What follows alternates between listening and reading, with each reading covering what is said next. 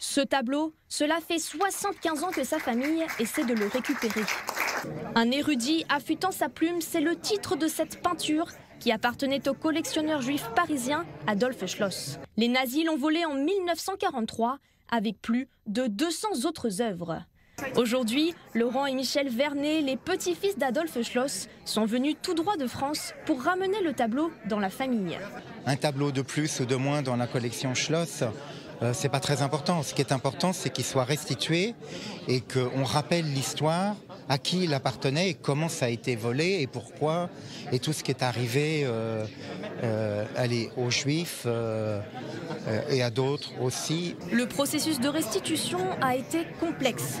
En 2017, la propriétaire du tableau, qui vit au Chili, envoie l'œuvre dans une galerie d'art new-yorkaise pour la vendre sur le marché américain. Après de nombreuses recherches, la maison de vente identifie le fameux tableau. On savait qu'il s'agissait d'un objet volé. Et quand vous avez un objet volé devant vous, vous appelez la police, surtout quand la personne ne veut pas le rendre. Le FBI intervient alors pour mettre le tableau sous scellé, puis le restituer aux héritiers de la famille Schloss. C'est un devoir de mémoire, pas simplement un devoir de justice, c'est aussi un devoir de mémoire.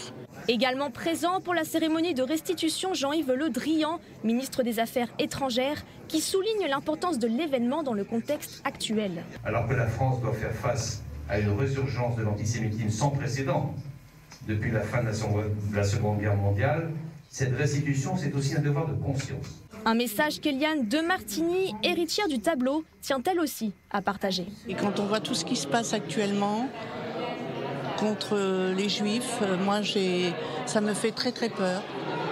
Et je trouve que ça, c'est un beau moment et espérons qu'il y en aura d'autres comme ça. Ces moments de restitution, justement, ils sont encore très rares aux États-Unis comme en Europe. Selon les historiens, les nazis ont confisqué plus de 650 000 œuvres d'art appartenant à des familles juives.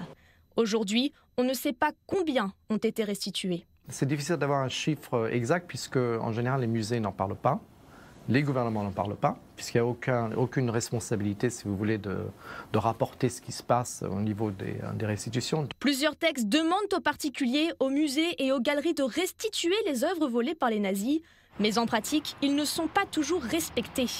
Certaines institutions refusent de rendre les œuvres, ce qui peut mener à des batailles judiciaires souvent très chères et très longues. Il y a beaucoup de familles qui sont au milieu de procédures ou bien qui savent que leurs objets se trouvent dans collection X, Y, Z et puis c'est à elles de formuler leur demande, mais parfois elles disent que ça ne vaut pas le coup, donc elles abandonnent. La famille Schloss, elle, en tout cas, a gagné sa bataille. Le tableau va être rapatrié à Paris, à l'ambassade américaine. Les héritiers ne savent pas encore ce qu'ils vont en faire, une décision qu'ils prendront tous ensemble, en famille.